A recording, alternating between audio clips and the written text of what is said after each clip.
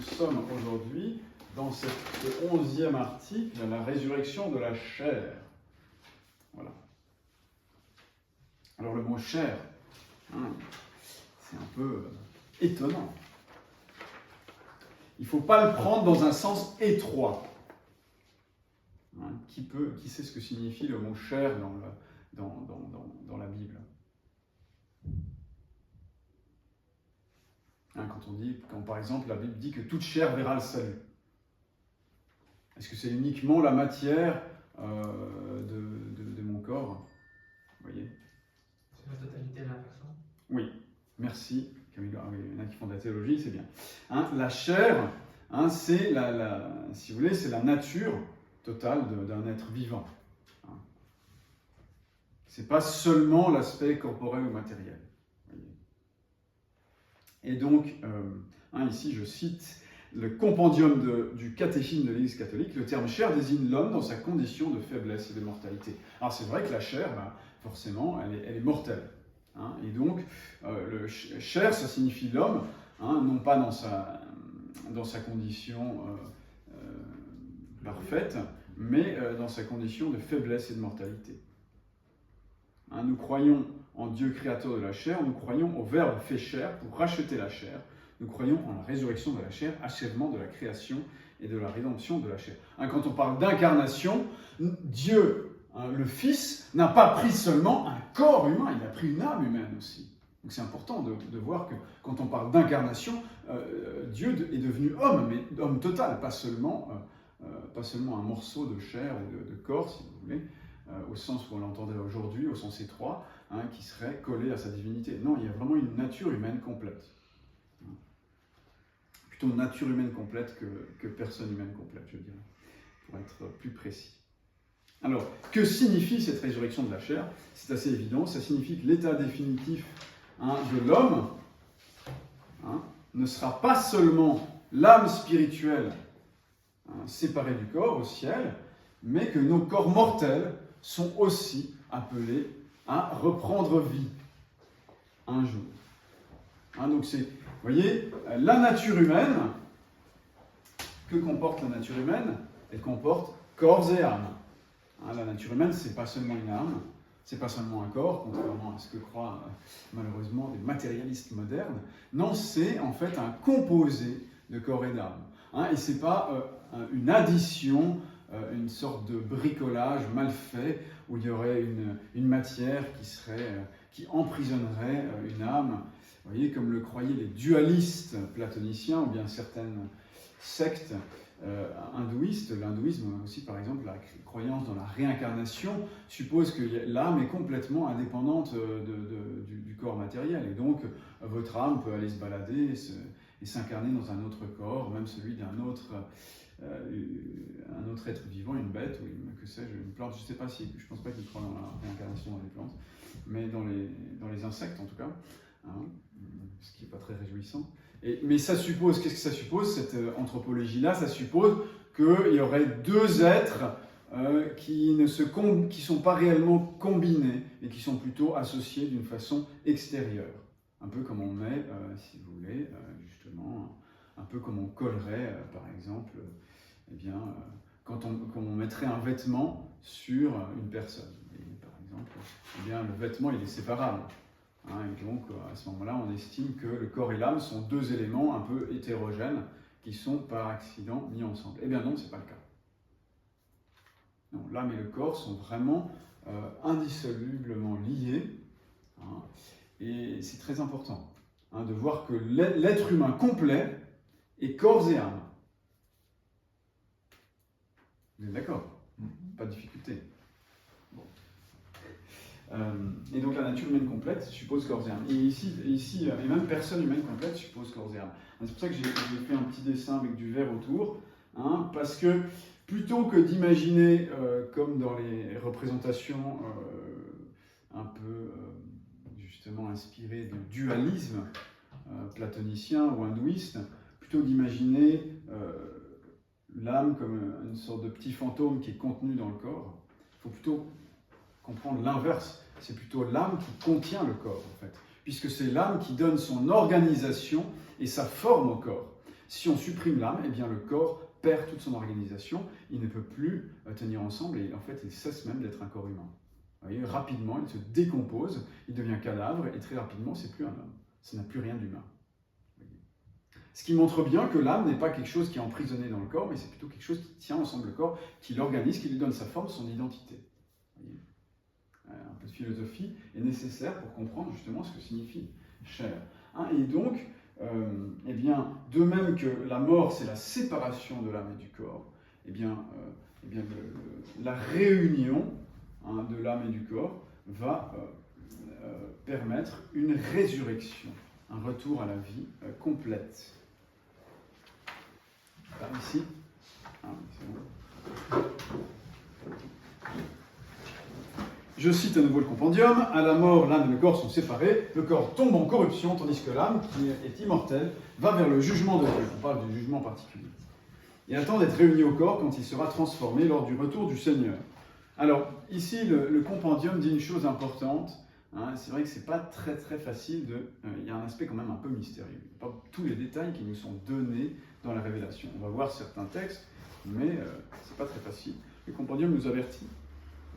Comprendre comment se produira la résurrection dépasse les capacités de notre imagination et de notre entendement. Donc les théologiens ont scruté un peu les Écritures, qui sont assez symboliques, mais on ne peut pas toujours arriver à une explication complète de tous les aspects. Par contre, ce qui est sûr, c'est que le fait est bien établi.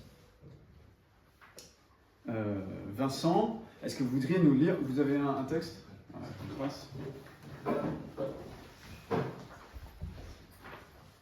Voilà. Est-ce que vous voudriez nous lire le premier texte, qui est un des textes les plus forts sur la résurrection générale? 19, versets 25 à 27. Je sais que mon vengeur est vivant, et qu'il se lèvera le dernier sur la poussière. Alors de ce squelette, revêtu de sa peau, de ma chair, je verrai Dieu. Moi-même je le verrai. Mes yeux le verront, et non un autre. Voilà, donc ça peut être pas mal donc je signale juste que mon vengeur, le Goël en hébreu, c'est le vengeur, c'est celui qui rachète. Vous savez que chez les Juifs, en fait, il y a toujours quelqu'un de la famille, si jamais il vous arrive malheur, il y a quelqu'un qui est là pour vous racheter ou pour vous défendre, ou bien pour vous venger le cas échéant. Mais ce mot Goël a un sens analogique qui peut aussi signifier le rédempteur, celui qui rachète. Je sais que mon rédempteur est vivant, traduit la Vulgate, la version latine, et que je ressusciterai de terre au dernier jour. Donc on peut traduire un peu différemment ce verset, mais le sens profond est le même. Alors de ce squelette revêtu de sa peau, de ma chair, je verrai Dieu. Vous voyez, c'est magnifique. Si jamais on avait des difficultés, des doutes contre l'espérance, eh bien, il faudrait revenir souvent à ce texte magnifique de Job, dans l'Ancien Testament, qui déjà professe cette foi magnifique dans la résurrection ultime. Les Juifs, du temps de notre Seigneur, certains rejetaient la résurrection, mais la plupart y adhéraient, notamment au nom de ce texte. Très très beau. Alors justement, puisque je parlais de disputes au milieu des écoles juives de l'époque de notre Seigneur, eh bien Alexandre, vous pourriez peut-être nous lire ce texte de Saint Matthieu qui est bon témoin, pour voir de quel côté se situe notre Seigneur. Ce jour-là, les Sadducéens, qui nient la résurrection, vinrent le trouver et lui proposèrent cette question. Maître Moïse a ordonné que si quelqu'un mourait sans enfant, son frère épousât sa femme et suscitât des enfants à son frère. Or, il s'est rencontré 7 frères parmi nous, dont le premier ayant épousé une femme est mort, et n'en ayant pas eu d'enfant, il l'a laissé à son frère. Le second de même, et le troisième pareillement jusqu'au 7e. Enfin, cette femme est morte après eux tous. Lors donc que la résurrection arrivera, duquel de ces 7 maris sera-t-elle femme, puisque tous l'ont épousée? Jésus leur répondit, vous êtes dans l'erreur parce que vous ne comprenez ni les Écritures ni la puissance de Dieu. Car après la résurrection, les hommes n'auront point de femmes, ni les femmes de mari. Mais ils seront comme les anges de Dieu dans le ciel. Et pour ce qui est de la résurrection des morts, n'avez-vous point lu ces paroles que Dieu vous a dites? Je suis le Dieu d'Abraham, le Dieu d'Isaac et le Dieu de Jacob. Or Dieu n'est pas le Dieu des morts, mais le Dieu des vivants. Voilà, voyons cette magnifique réponse de notre Seigneur qui cloue le bec aux Sadducéens, cette école minoritaire mais influente dans le judaïsme ancien qui niait la résurrection finalement, qui disait comme les matérialistes que eh bien, tout s'arrête à la fin de cette vie. Et eh bien, il tire argument du fait que Dieu est le Dieu des vivants. Donc il y a bien une survie au minimum d'Abraham, d'Isaac et de Jacob en vue d'une résurrection finale. Il est évident que vous voyez, la résurrection n'est pas une recréation, comme si en fait les personnes après leur mort étaient anéanties, tombées dans le néant, et que Dieu, à la résurrection finale, simplement les créait de nouveau. Ce ne serait pas une résurrection, mais ce serait plutôt une recréation. Et ce serait particulièrement cruel pour les damnés. Vous voyez, si ça voudrait dire que Dieu, ayant permis l'anéantissement complet de ces personnes, les recrée exprès pour la souffrance, qui serait vraiment complètement contraire à la sagesse divine. Vous voyez, par contre, s'il y a une survie, une immortalité de la mort, une immortalité de l'âme, et ensuite que ces âmes à la fin retrouvent le corps, on comprend beaucoup mieux qu'il y a une résurrection. C'est le qui est ici essentiel, et également la justice divine. De même, très intéressant, cette précision, vous ne comprenez ni les Écritures ni la puissance de Dieu, car après la résurrection, en fait, on voit qu'il n'y a plus d'usage du mariage. Alors, est-ce que ça signifie que les relations humaines cessent? Eh bien, c'est ce qu'on va voir, une grave question. Ils seront comme les anges de Dieu. Alors, ils ne deviennent pas des anges, mais ils sont comme les anges. Ça veut dire qu'effectivement, eh bien, il n'y a pas besoin de procréer. Et donc, vous voyez, cette exclusivité qui est propre au mariage sur terre, eh bien, n'a plus lieu d'être au ciel. Vous voyez, comme notre Seigneur, en fait, en élevant un peu le regard de ces personnes, de ces contradicteurs, arrive à résoudre le problème. Et c'est un problème qui n'est pas complètement bizarre. Ces Sadducéens peuvent nous sembler bizarres, mais moi qui n'ai pas une très grande expérience du contact avec l'islam, je sais que récemment on m'a dit, voilà, notamment une des récompenses qui est prévue au ciel pour les hommes, c'est d'avoir, je crois, 70 vierges qui sont des créatures spéciales créées uniquement pour le plaisir des hommes. Et apparemment, il n'y a pas l'appareil pour les dames, ce qui est quand même pas très égalitaire. Le détail, mais il y en a en fait. Il y en a quand même. D'accord. Ouais. Bon. Ah oui, c'est reconnu aussi. Sincère. Ah oui, d'accord. Bon, tant mieux. Quoi qu'il en soit, oui, enfin, je sais pas. Du point de vue de la dignité humaine, ça pose question, mais de toute façon, ça pose aussi question par rapport au problème que viennent de poser les Sadducéens, puisque évidemment, on souhaiterait, si on s'est marié, qu'il n'y ait pas une infidélité au ciel après. Imaginez que vous avez été marié et qu'après votre mari en fait, va se retrouver pendant l'éternité à avoir des relations avec un autre être. Il y a quelque chose d'incongru, vous voyez, qui n'est pas très béatifiant, même si soi-même on a aussi des êtres pour. Vous voyez, je ne sais pas si ça compense. Donc, à mon avis, il y a un gros problème dans cette vision. Vous voyez, cette question il y a un aspect vraiment corporel. En un sens, les derniers temps ressembleront aux nôtres, mais en un autre sens, ils ne leur ressembleront pas. Ils iront quelque chose qui dépasse et qui est infiniment plus parfait, tout en ayant cette dimension corporelle et corporelle, si on veut, et glorieuse, et on ne va pas en revenir au niveau des joies simples que nous avons ici. En fait, mon frère, c'est qu'on est aussi ici, c'est difficile parce qu'on est sur Terre, on est prisonnier de notre corps. Et on imagine le plaisir comme quelque chose d'incroyable et que ce sera forcément un plaisir encore accru. Mais finalement, même sur Terre, si on parle uniquement des relations sexuelles, il est prouvé aujourd'hui qu'un drogué qui prend un shoot d'héroïne a 100 fois plus de plaisir qu'une relation sexuelle. Donc c'est pour dire que même, donc j'imagine que, je sais pas, mais la vision de Dieu en fait pour l'homme, finalement ça doit être, c'est ça en fait, c'est on est délivré, je pense, de notre prison intérieure. Je pense qu'on ne pensera même plus à ça, en fait. Parce que Oui. on est dans une autre dimension, quoi. Enfin, je sais pas si... Oui, c'est ça. Non, Il n'y a faut... plus la temporalité. Oui, c'est ça. Non, mais Il n'y a plus la temporalité. Donc, de Oui, toute oui, façon, il n'y a plus les mêmes désirs qu'on peut avoir quand.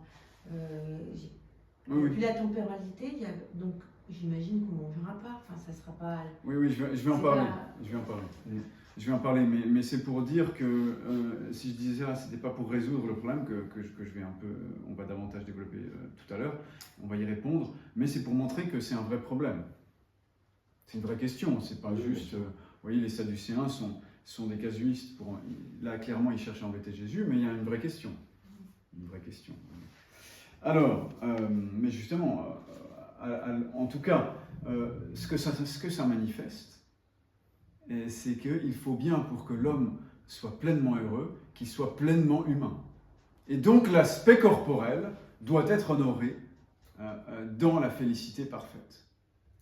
Vous voyez ? Et donc, il y a une convenance, non seulement pour la question du jugement, mais même pour la question du bonheur, que justement, il y a une dimension corporelle à ce bonheur, que ce soit l'homme total et pas seulement une partie de l'homme, même si c'est la partie la plus noble qui est l'âme, que ce soit l'homme total qui soit glorifié dans les derniers temps. Alors j'avance un peu.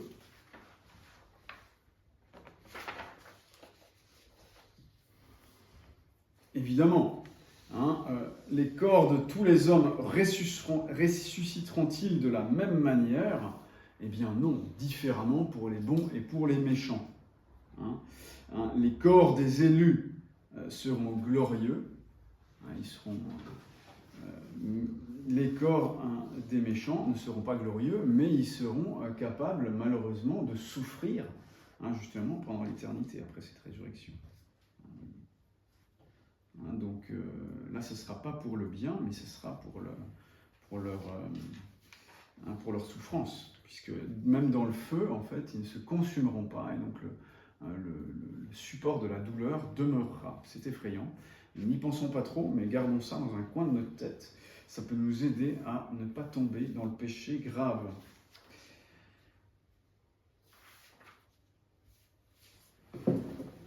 Quelles sont les qualités propres au corps glorieux ? Mais avant ça, je pense qu'il y a un aspect très important, c'est d'écarter la fausse théorie de la réincarnation.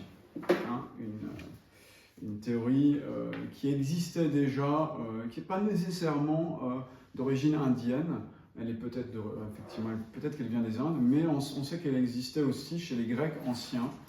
Donc, il y a certains théoriciens qui pensent que la théorie de la métempsychose, la réincarnation, vient plutôt des Grecs, qu'elle est arrivée chez les Hindous, et non l'inverse. Quoi qu'il en soit, c'est une croyance ancienne qui professe l'éternité des individus en leur partie spirituelle, et en fait, elle imagine que justement, eh bien, l'âme en fait passe d'un corps à l'autre au gré des âges. On peut passer justement, on peut se réincarner si on a mal agi dans un chat, et bon, si le chat se comporte mal, je suppose qu'il se réincarne dans un affreux insecte, ou bien inversement, etc. Et au contraire, si on agit bien, on gagne des points, et puis on peut donc en fait se réincarner dans un être supérieur, et puis ainsi gravir les échelons de la perfection. Alors ça semble très spirituel comme doctrine, mais il y a deux graves difficultés. Je m'aide ici d'un cours du père Bonino, dominicain, qui a bien montré les limites de cette théorie, notamment du point de vue du salut. Du point de vue du salut, il y a un gros problème. Quel est le problème de cette théorie d'une purification qui fait que si on agit bien, on ira dans un être plus parfait, etc. Et ensuite de fil en aiguille jusqu'à arriver dans une dissolution dans le nirvana. Alors c'est pas évident de voir cette difficulté, mais nous comme chrétiens, si on réfléchit à la doctrine de la grâce, on voit bien que c'est une doctrine du salut où chacun fait son salut par soi-même. Effectivement, c'est à la force du poignet, et donc l'âme se sauve par son propre effort.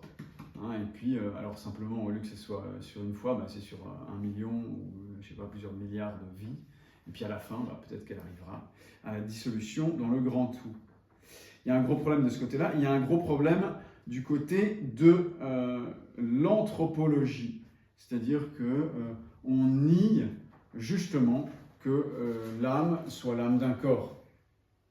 Vous voyez, nous savons, vous voyez, chaque âme est unique.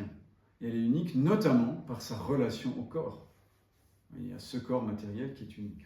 Il y a vraiment une unité, une unicité. Et le corps est organisé par l'âme. Et le corps aussi, eh bien, justement, donne une certaine identité à l'âme. Et donc, il y a vraiment un rapport très étroit. Et c'est pour ça que même l'âme séparée, même bienheureuse au ciel, eh bien, est d'une certaine façon dans un état de violence. Alors, elle n'est pas malheureuse, mais elle n'est pas dans un état, la personne humaine n'est pas complète, et donc, même l'âme parfaitement heureuse au ciel, eh bien, il lui manque quelque chose. Vous voyez, elle n'est pas... et donc, il y a une certaine logique que Dieu ne la laisse pas pour l'éternité comme ça, mais qu'il y ait nécessairement une résurrection, qu'elle retrouve son corps. Et ça, c'est très important. Donc nous ne sommes pas dualistes dans le christianisme, on n'est pas dualiste au sens d'une séparation, on reconnaît qu'il y a bien deux principes dans l'être humain, mais qui sont étroitement liés. Mon père, j'y vois un autre gros problème de logique, Oui. c'est comme ça, c'est la causalité ne fonctionne pas. Oui. Si on remonte les âmes, si on peut imaginer que l'âme se réincarne d'un être à un autre, etc., d'où vient la source? On y presse même la création en fait, parce qu'aujourd'hui on est 7 ou 8 milliards. Il y a un moment donné, il y a un moment donné, il y a quoi? Il y avait moins d'hommes, en fait. sûr. Bah oui, et donc forcément, il y avait une création, donc il croit qu'il y a eu une création de base, et ces âmes-là ont fait 1000... Oui, il y a un problème de logique aussi. On pourrait logique. imaginer si tout d'un coup il y avait une diminution du nombre d'êtres humains, on se retrouvait avec des files d'attente. Enfin, vous voyez. Mais c'est pas ça, à mon avis, le formel, parce que je pense que dans ces philosophies-là, à la limite, ils sont tout prêts à admettre qu'il y a 1 milliard de mondes parallèles, avec plein d'âmes partout, et qu'en fait, il y a une émanation permanente, il y a une sorte de panthéisme, et donc en fait, la distinction entre Dieu et les âmes n'est pas très claire. Donc en fait, on est plus une portion du grand esprit, que réellement, on n'a pas réellement d'identité très personnelle. En fait, l'identité personnelle, c'est vraiment un acquis du christianisme. C'est quelque chose qui se trouve déjà chez les anciens, les Grecs, les Latins, mais c'est vraiment les chrétiens qui ont mis en avant la notion de personne. C'est la doctrine de la Trinité qui a aidé à comprendre la notion de personne. Même philosophiquement, les anciens avaient du mal, et on voit que certaines civilisations ont du mal à concevoir vraiment la dignité de la personne, son unicité. C'est le christianisme qui a mis ça en avant, ce qui, à mon avis, est un signe aussi de crédibilité. C'est pourtant une réalité, c'est pas une réalité chrétienne, c'est une réalité humaine qui vaut pour tout homme. Mais c'est le christianisme qui l'a bien mis en lumière, ce qui est un signe de la vérité de notre religion, je pense. Vous voyez, puisque si les droits de l'homme parlent à tout le monde, quelle que soit sa civilisation, et bien ça montre qu'il y a quelque chose dans la religion chrétienne qui a été révélé, qui a été découvert, et bien qui est vrai de tout homme, que les autres n'avaient pas vu. Vous voyez, signe de vérité. Donc, où en étais-je? Et en plus, on méconnaît la différence essentielle qu'il y a entre l'homme et l'animal. Puisque si je suis le principe de vie d'un chat, eh bien, je ne suis plus une âme humaine. Voyez, c'est quoi l'âme? C'est ce qui donne la vie, c'est le principe de vie. Mais si en fait j'ai une vie de chat, eh bien j'ai plus une âme j'ai une âme de chat, j'ai pas une âme d'être humain, vous voyez. Donc on nie en fait la correspondance entre ce qui est informé et ce qui informe, entre l'âme et le corps. On méconnaît la différence essentielle entre l'homme et l'animal finalement.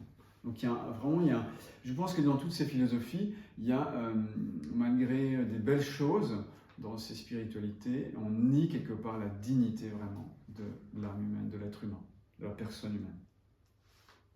Il y a d'autres théories fumeuses, je ne vais pas toutes les mettre en avant, mais notamment des théories d'une résurrection dans la mort, ou certains qui imaginent qu'en fait on meurt et puis tout de suite on se retrouve à la résurrection finale.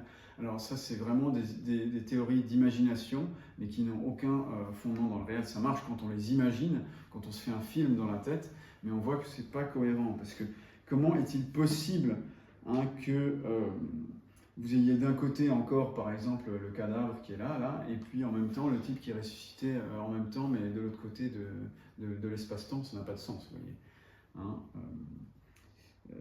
On ne voit pas tellement... il n'y a plus de rapport entre le corps du ressuscité et le cadavre qui est resté sur Terre. Il n'y a plus d'identité. On ne sort pas du temps parce que le temps n'est pas un lieu. Je sais que c'est tentant d'imaginer le temps comme un lieu, mais le temps n'est pas un lieu. En fait, le temps, c'est quoi? C'est la mesure de mouvement. Voilà. Et donc, il y a bien un temps, d'une certaine façon, il y a une globalité pour tous.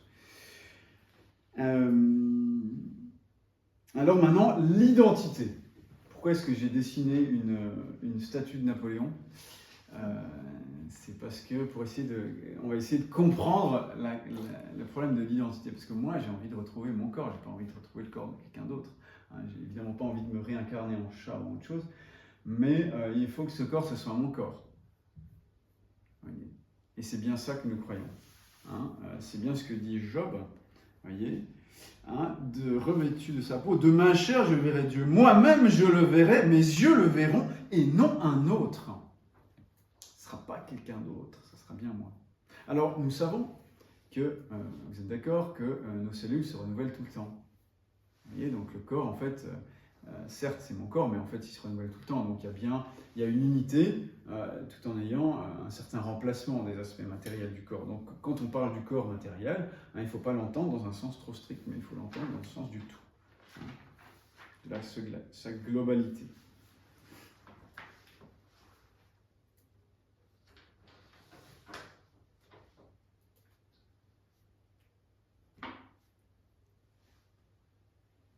Donc, si vous voudriez le lire, Marie-Dominique, s'il vous plaît, le 8e texte de Saint Jérôme, il écrit une lettre à Pamétius, et justement, il commente ce texte de Job.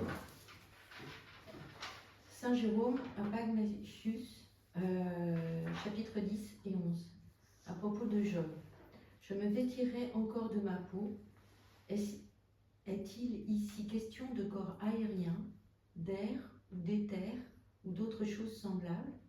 Assurément, la peau et la chair, les os, les nerfs, le sang et les veines dénotent bien ce qui ou ce qui suppose la chair, et même la différence des sexes.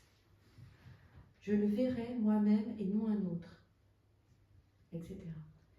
Si ce n'est pas avec son propre sexe qu'il ressuscitera, si ce n'est pas avec ses mêmes membres qu'il étend maintenant sur le fumier, si ce ne sont pas les mêmes yeux avec lesquels il verra Dieu, où donc Job sera-t-il? Mon corps, c'est moi. C'est important de se rendre compte de ça. Mon corps, c'est moi c'est mon corps. Alors évidemment, si je maigris ou je grossis, etc., il n'y a pas absolument... il ne faut pas voir ça d'une façon trop matérielle ou mathématique, mais mon corps, c'est moi. Vous voyez ? Et donc, il faut bien, pour que Job soit là, qu'il y ait Job. Alors, pourquoi est-ce qu'il parle de corps aérien, éthéré, etc. Parce qu'il y avait à l'époque des Grecs, il y avait des pères de l'Église, il y avait des théories qui disaient que ce serait un corps éthéré, un corps un peu subtil, en forme d'air ou d'éther. L'éther, c'est une forme de vent très subtil. Bon, eh ben, il montre non, pas du tout. Ce ne sera pas une autre matière, ce sera bien de la matière humaine. Rassurez-vous. Et il y aura justement les caractéristiques.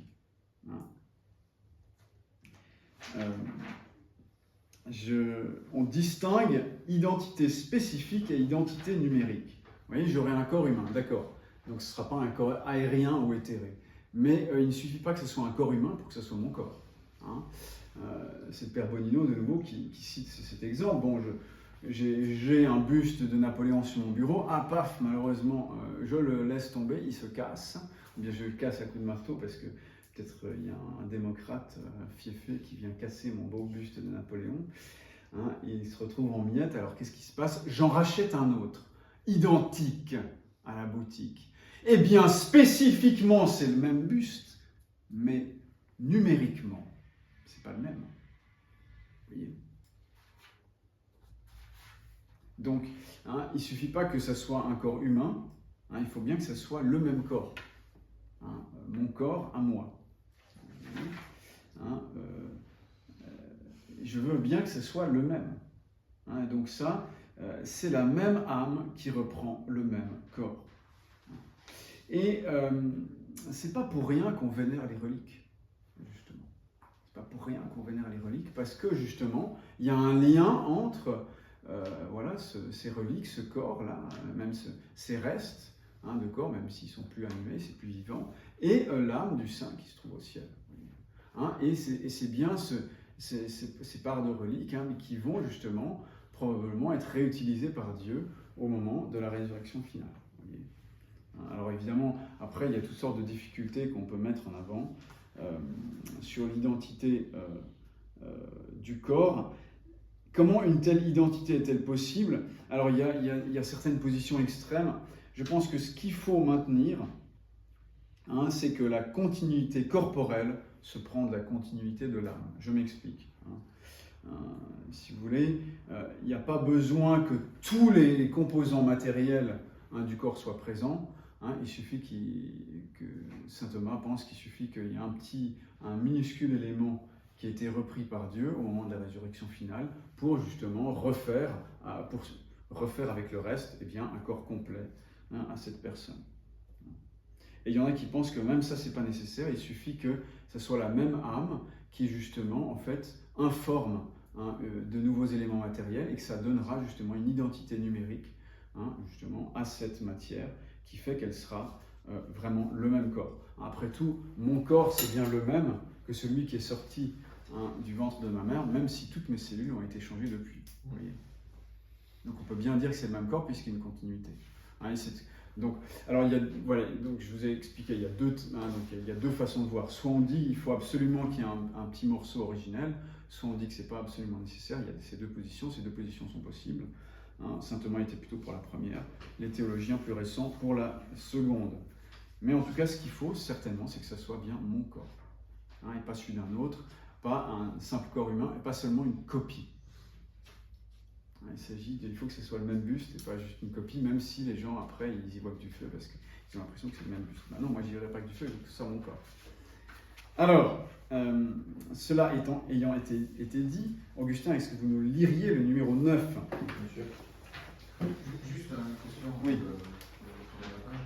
C'est l'unicité de l'âme dans la question de la géméléité des corps. Quoi, pour les jumeaux? Bah oui. Parce qu'ils sont parfaitement identiques physiquement. Mais ils ont chacun droit. Non, c'est pas du tout, ils sont pas du tout identiques, c'est pas du tout la même portion de matière. Deux frères. Quand on parle d'identité, hein, on parle justement, c'est ça que j'essaie de vous expliquer, la différence entre l'identité numérique et l'identité spécifique. Si vous prenez 2 gouttes d'eau, il y en a bien 2, elles sont pareilles, du point de vue de l'espèce eau et l'espèce goutte d'eau. Pourtant, il y en a une, c'est cette goutte d'eau, et l'autre, c'est cette autre goutte d'eau. Donc numériquement, elles sont distinctes. Vous voyez? Ah, d'accord. Vous voyez la différence? Et donc moi, ce que je veux dans la résurrection, c'est pas que ce soit simplement spécifiquement le même, mais que ce soit numériquement le même. Hein, et donc moi, j'ai un frère jumeau, donc je peux vous dire, on n'est pas pareil. Hein. Même si on se ressemble beaucoup, et supposons qu'on se ressemble parfaitement et qu'on fasse exactement les mêmes gestes, eh bien on serait quand même deux êtres différents. Même si vous avez 2 clones, vous les clonez, hein, c'est ça que ça se fait. Je crois que les Chinois d'ailleurs ils ont cloné des êtres humains, il n'y a pas de problème. N'empêche que chaque clone aura son histoire. Et donc, et chaque clone est un être différent, numériquement différent, supposé qu'il soit spécifiquement pareil, il a bien chaque fois une âme et un corps bien distincts. Mais c'est une très belle question que vous posez et qui justement est au cœur de mon sujet, donc je vous remercie, Vincent. Alors, allez-y, Augustin. Là où il y a de la chair, des os, du sang et des membres, il y a par conséquence nécessaire une diversité de sexe. Et là où il y a de la diversité de sexe, Jean reste Jean et Marie reste Marie. Voilà ce que mon gros bon sens me dit, tout en comprenant fort bien que la différence des sexes n'entraîne pas nécessairement avec elle les opérations des sexes, que ce sont des hommes qui ressuscitent, mais qui mènent désormais une vie semblable à celle des anges. Et qu'on ne regarde pas comme superflue la résurrection de membres qui n'auront point à remplir leur office, puisque même dès cette vie, nous nous étudions à ne point en faire des œuvres. Voilà, donc Saint Jérôme répond vraiment avec bon sens. Il dit, écoutez, vous êtes un homme ou vous n'êtes pas un homme? Si vous êtes un homme, ben voilà. Si vous êtes une femme, ben, il faut les attributs de ça. Hein, et donc, on ne peut pas être un être humain si on n'est pas sexué, donc nécessairement, il y aura cette intégrité. Voilà, c'est ce que j'essaie de dessiner tout bêtement. Hein, et donc, alors on dit, ah oui, mais dans ce cas-là, qu'est-ce qu'on va en faire de ces organes? Mais il dit, mais c'est pas grave, on ne va pas nécessairement s'en servir. Vous voyez, mais ça aura un sens pour justement manifester notre nature pleinement humaine. Hein, et il dit, bah, d'ailleurs, tous ceux qui sont dans cette vie aujourd'hui ne se servent pas nécessairement de ces organes-là. Donc, il ne faut pas en faire une affaire. Il dit, ben voilà, avec mon gros bon sens, hein, dit Saint Jérôme, je crois qu'il a raison. Hein, et il dit, ben, il mène désormais une vie semblable à celle des anges, c'est-à-dire le nombre des élus étant complet, on est arrivé à la fin des temps, il n'y a plus besoin d'augmenter le nombre des élus, il n'y a plus besoin de procréer, et donc il n'y a plus lieu de prendre femme ou mari. Ça ne signifie pas que les relations cessent, au contraire, elles persistent. Hein, et bien donc, si on s'est marié plusieurs fois, bah, légitimement, et bien justement, c'est bien, on sera polygame, mais il n'y aura pas de difficulté, hein, puisque justement, il n'y a pas la question de la possession du corps qui entrera en jeu. Et il y aura une beauté, justement. Hein, ce ne serait pas beau, un être humain auquel il manque certains éléments. Voilà. C'est la question que j'allais poser tout à l'heure, mon père, parce qu'on n'est pas tous égaux par rapport à la beauté, par rapport à même l'intégrité même du corps, parce qu'il y a des gens handicapés, il y a des gens qui sont aveugles, qui de ont naissance. aveugles, qui ont, enfin voilà, et ça se passe dans la gloire en fait des corps. Je sais pas. Alors, on revient avec nos handicaps ou... C'est après. Alors, allez-y, Marie-Dominique, vous pouvez lire. Je prends les cicatrices des martyrs. Non, La suite. Non, le 12. Le 12, Saint-Augustin. Saint-Augustin à Laurentius. Du moment qu'on commence à vivre, à ce moment-là même, on est sujet à mourir. Or, je ne trouve nulle part le moyen d'accepter de la loi, de la résurrection générale, celui qui est mort une fois. Ça, c'est pour dire que même les petits fœtus, les petits bébés, voilà, eh bien, ils ressusciteront à la résurrection générale. Les déformés qui parviennent à la vie, quelque prompte que soit leur mort, n'en ressusciteront pas moins. Et l'on ne voudra pas croire, sans doute, qu'ils ressuscitent à l'état de déformés, mais ils ressusciteront plutôt affranchis de cette difformité native qui déparait leur nature. Voilà, hein, donc voilà, ben, ceux qui ne se trouvent pas beaux dans le miroir, ben, ils auront la grande consolation, semble-t-il, d'être embellis, mais sans toutefois perdre leur identité. Donc demandez-moi pas comment c'est possible, mais la puissance de Dieu arrivera à faire que ce sera nous, hein, tout en ayant effectivement peut-être un peu de visagisme, un petit coup d'amélioration, voilà, un coup de Photoshop. La question c'est un jeune qui décède, parce Oui. qu'il y a des enfants Oui. qui décèdent.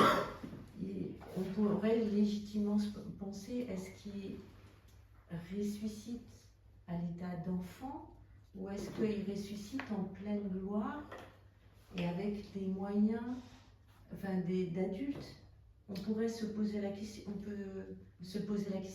de même que le fils d'un de mes cousins qui hélas a eu beaucoup de problèmes à la naissance et il est très handicapé. Et bon, là on voit bien que le handicap physique mais aussi mental, et ça c'est fort quoi. Enfin, je veux dire, on découvrira je pense des merveilles parce que mais voilà, c'est une question quoi.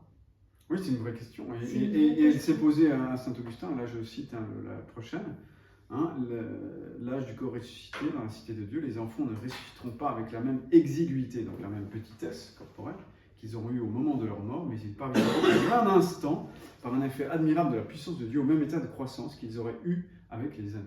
Donc il y aura, peut-être les personnes à qui il manquait un membre, eh bien, le retrouveront. Et puis, de même, eh bien, les enfants qui seront morts tout petits, peut-être même dès la conception.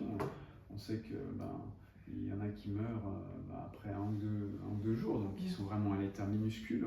Et là, on retrouvera des personnes. Alors, souvent, les docteurs, les théologiens, c'est pas 2 fois ce que je suis en train de dire, mais donnent l'âge de 30 ans. C'est pour ça que j'ai mis une étiquette avec 30 ans, parce qu'on estime que c'est l'âge de la force, le meilleur âge. Je cite de nouveau, qu'est-ce qu'il dit là? J'avais mis ça, je me souviens plus.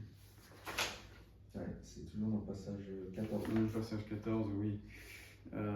Les plus savants même d'entre les païens ont jugé que l'âge de jeunesse est celui de 30 ans à peu près. Après quoi l'homme commence à être sur son retour. Voilà. C'est ça, il faut dire que les corps ne résisteront ni au-dessus ni au-dessous de la jeunesse, mais dans l'âge et la force où nous savons que Jésus-Christ est arrivé. Voilà, donc c'est intéressant.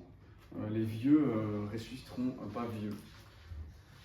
Ça c'est quand même, vous voyez, donc il y a une correction un peu qui se fait. Mais qui ne vient pas mettre en question l'intégrité et l'identité. Et Saint Augustin fait une exception très importante pour les martyrs. Il dit, mais non, attention, quand même, le martyr, et bien sûr, tout est réparé, les maladies disparaissent, etc. Mais le martyr, il faut quand même qu'on puisse voir sur son corps les cicatrices. Bien sûr, celui qui sera fait manger petits morceaux par les lions, il va retrouver ses membres. Mais il y aura quand même les traces des morsures. Celui qui sera fait couper la tête, on verra justement cette cicatrice, en plus de la palme du martyr, puisque justement c'est un titre de gloire.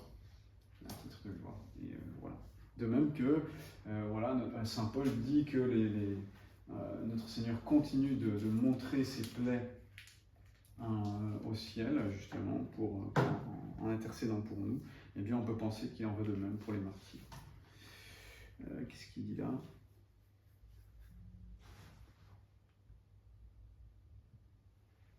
Il ne faut pas croire toutefois que les membres qu'on leur aura coupés leur manqueront à la résurrection. Eux à qui il a été dit que pas un cheveu de leur tête ne périra. Mais s'il est à propos qu'on voit les marques glorieuses de leurs blessures dans leur chair immortalisée, les endroits où ils auront été blessés ou mutilés en conserveront les cicatrices, sans qu'il manque pour cela d'aucun de leurs membres. Voilà, donc en fait, on a le beurre et l'argent du beurre au ciel, c'est ça qui est génial. Vous pouvez à la fois avoir été mangé par les lions et en même temps être complet, mais avec les cicatrices quand même, pour qu'on voit que vous avez été martyr et pas les autres. Donc, c'est quand même très intéressant d'être martyr, parce qu'on est gagnant sur tous les plans. Alors, voyons maintenant les 4 caractéristiques classiquement attribuées au corps glorieux. Pardon, madame, comment vous appelez-vous?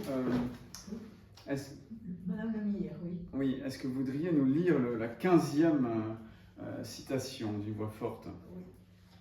Caractéristiques des corps glorieux d'après le catéchisme du Concile de Trente.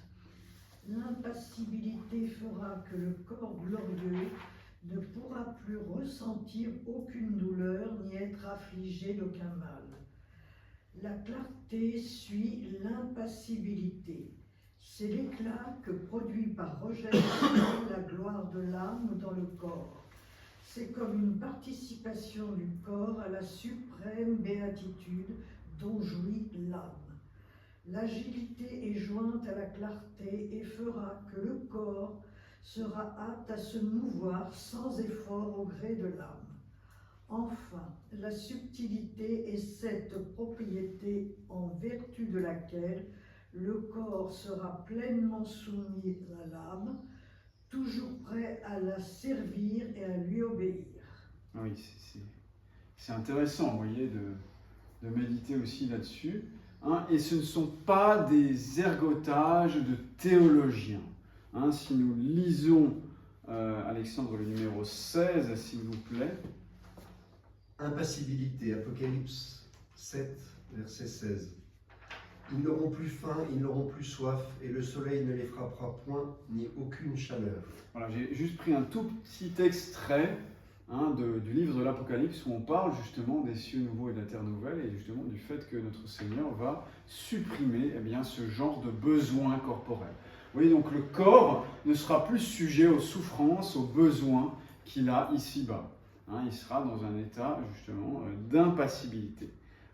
Passion, au sens étymologique, signifie subir ou souffrir, et donc il n'y aura plus cette souffrance, plus de maladie, justement. Il y aura également, vous voyez, il y a ce passage également de l'Apocalypse où il est dit que Dieu séchera toute larme. Ce sera évidemment le bonheur, mais ce sera également la fin de la souffrance manifestée physiquement. L'agilité, ça c'est facile. J'ai cité au numéro, je me souviens plus où, c'est pas grave, je crois que c'est Saint Cyril, oui. Ce corps ressuscitera donc en lui-même, mais il ne restera pas tel qu'il est, il restera éternel, il n'aura plus besoin pour vivre d'aliments, comme ceux dont nous usons, ni d'escalier pour monter.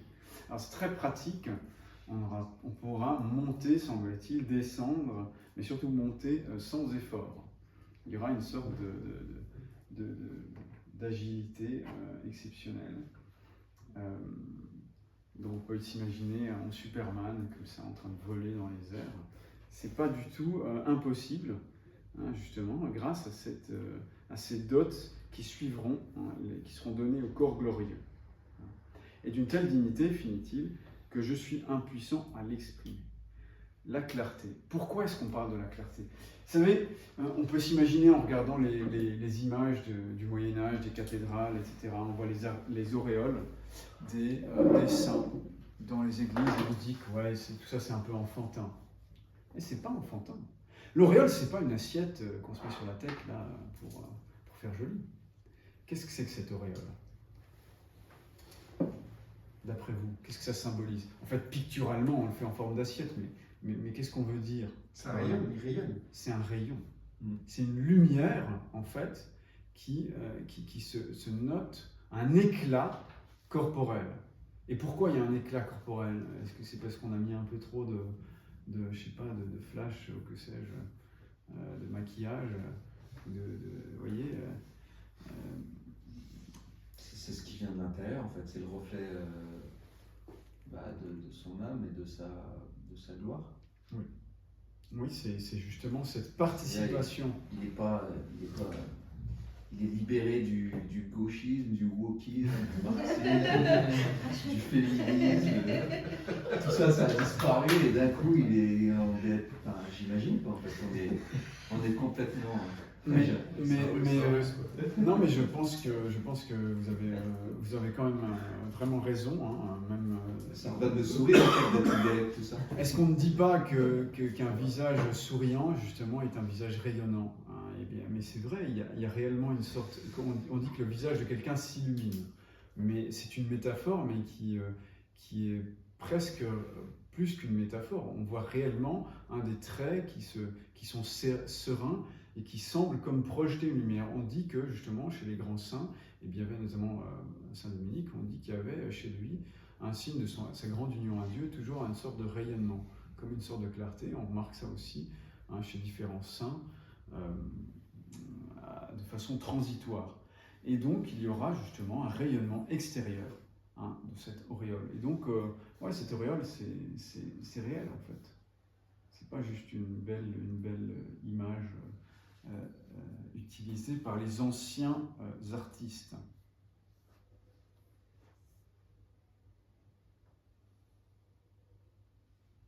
Voilà, est-ce que Marie-Dominique voulait nous lire la citation sur la clarté, là justement, tirée de Saint Augustin ?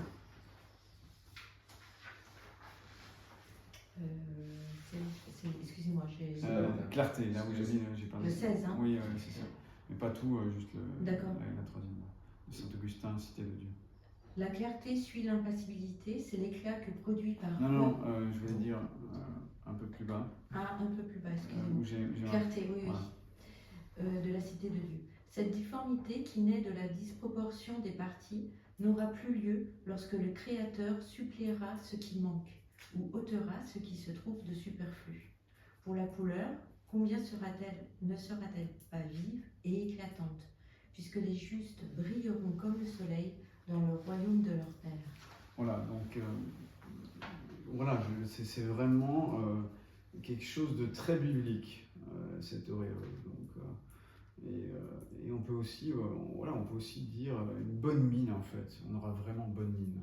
Hein, et ça sera physique, mais physique, pas au sens purement matériel, artificiel, mais vraiment voilà, il n'y a pas besoin de rouge à lèvres ou de mascara, bon pour les dames, mais même de l'aftershave pour les messieurs. Il y aura vraiment, je pense, un rayonnement. On remarque ça chez les saints, on parle souvent des bonnes odeurs, de l'éclat, de la beauté, de la jeunesse qu'ils ont, l'état de conservation qu'ils ont.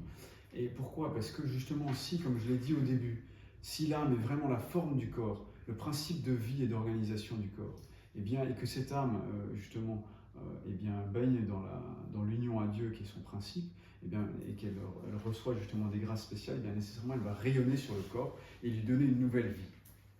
Hein, donc voilà de quoi méditer. Enfin, la subtilité, c'est pas très subtil. Non mais pourquoi j'ai parlé d'impassivité, c'est juste pour donner, pourquoi est-ce que j'ai fait ce petit schéma, juste avant de passer à la subtilité. Je cite un bel exemple, une belle explication que donne le Père Bonino, à nouveau. Hein.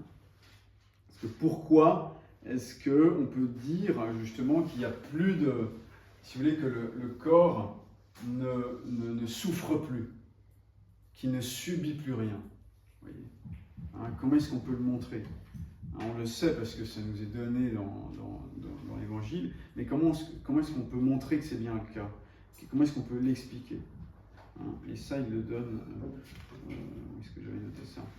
Vous voyez, si la matière, donc si la matière est parfaitement, bonjour, si la matière est parfaitement actualisée par la forme, hein, elle ne peut plus subir l'action déstabilisante d'un agent extérieur. Vous voyez, quand vous avez, quand une chose est parfaite, en fait, elle n'est plus soumise, en fait, hein, aux actions déstabilisatrices de l'extérieur. Hein, le Père Bonino prend un excellent exemple, hein, un mari qui est parfaitement amoureux de sa femme, qui est totalement comblé et dont la capacité d'aimer est entièrement remplie, hein, par son épouse, eh bien, il sera complètement insensible aux attraits de la séductrice. Voyez, eh bien, de même, si vous voulez, le corps sera totalement, en fait, si vous voulez, subjugué par son âme. Hein, ils seront dans une relation absolument parfaite. Il sera comblé par cette âme qui sera justement, en fait, elle-même augmentée et rendue plus parfaite par Dieu, justement, que, en fait, ce corps ne pourra plus, en fait, subir d'atteinte de l'extérieur. C'est mystérieux, mais c'est comme ça qu'on peut l'expliquer. Hein, le corps sera totalement, hein, si vous voulez, arrivé à perfection, comblé, hein, et donc il ne pourra plus, en fait, il sera invulnérable, il sera insensible aux intempéries, aux souffrances, aux déstabilisations extérieures. Alors la subtilité, bien c'est facile, on peut terminer là-dessus. Mohamed, est-ce que vous voudriez nous lire la dernière citation de saint Augustin? L'apôtre a dit cependant, notre corps, tout animal, quand il est mis en terre, deviendra spirituel à la résurrection, parce que tel sera alors l'accord de la chair avec l'esprit. Telle sera la liberté de celui-ci et l'assujettissement de celle-là. Qu'il n'y aura plus pour nous de lutte à soutenir avec nous-mêmes, et que nous n'aurons plus d'ennemis au-dedans de nous, pas plus que nous n'en aurons au-dehors. Donc, j'ai mis le drapeau blanc pour symboliser la paix qui va s'instaurer, justement. Nous connaissons le conflit entre l'âme et le corps. C'est pour ça que certains philosophes, justement, ont dit que c'était deux principes séparés. Pourquoi? Parce que nous vivons nous-mêmes cette déstabilisation. Mais en réalité, justement, nous savons que normalement, ça devrait, le corps devrait servir l'âme. On sait que quand l'âme sert Dieu, eh bien, le corps se met aussi à servir l'âme. Hein, et donc, justement, c'est ce qui arrivera. Il y aura une subtilité, une parfaite soumission. C'est pour ça aussi que j'ai parlé de... je montre quelqu'un qui soulève une haltère facilement avec un bras, parce que justement, il n'y aura plus cette impression de lourdeur du corps qui nous accable souvent. Combien de fois est-ce qu'on... franchement, on a l'impression de lutter contre nous-mêmes. Ah oui, c'est bien un élément de nous-mêmes, notre corps, et donc c'est bien contre nous-mêmes qu'on lutte d'une certaine façon, et donc il n'y aura plus ce sentiment, on sera libéré de ce sentiment.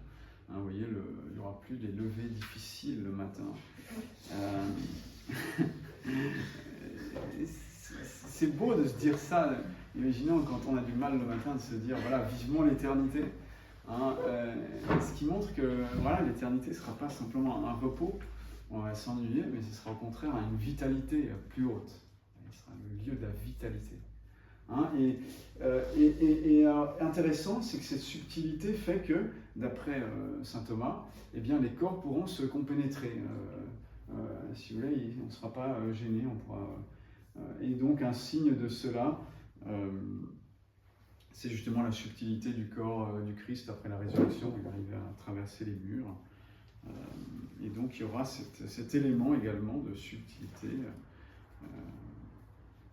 C'est vrai que d'après les physiciens, en fait, il y a beaucoup de vide entre les atomes, et donc en fait, si on maîtrisait parfaitement tous nos atomes, on pourrait traverser le mur. Bon. Oui, si vous les placez tous au bon endroit. J'y crois pas trop, hein, mais quelqu'un m'a dit ça. Je sais pas si physiquement ça tient vraiment la route, mais ça montre que c'est pas complètement impensable, hein, en tout cas. Pourquoi je doute? Parce que, à mon avis, il n'y a pas que de l'air entre les atomes, il y a un ordre. Et donc, si vous mettez des choses entre deux, je ne suis pas sûr que ça reste bien organisé. Mais bon. Mais en tout cas, théoriquement, c'est possible. Quand on regarde au microscope, quand on voit que entre les atomes, et dans les atomes, entre les électrons et puis le noyau, il y a beaucoup d'espace. Donc, on pourrait se dire, bon, il y a la place pour mettre plusieurs. Voilà, je termine là-dessus. J'ai pas le temps de faire la suite, c'est pas grave, on fera l'année prochaine. On peut juste jeter un petit coup d'œil sur cet article de la vie éternelle qui sera justement, qui fera notre bonheur, hein, de cette vie et de cette éternité, justement, hein, cette cité de la Jérusalem céleste. Vous voyez, où la porte sera ouverte et on nous dira « Entre dans la joie de ton maître ». Je voulais juste terminer là-dessus parce que, vous voyez, le but de la vie chrétienne, c'est le but de toute vie humaine, mais qui nous est rendu possible par la grâce, c'est le bonheur. Hein. Vous voyez, la vie chrétienne, c'est pas simplement de faire son devoir. Non, c'est pas une morale du devoir d'abord.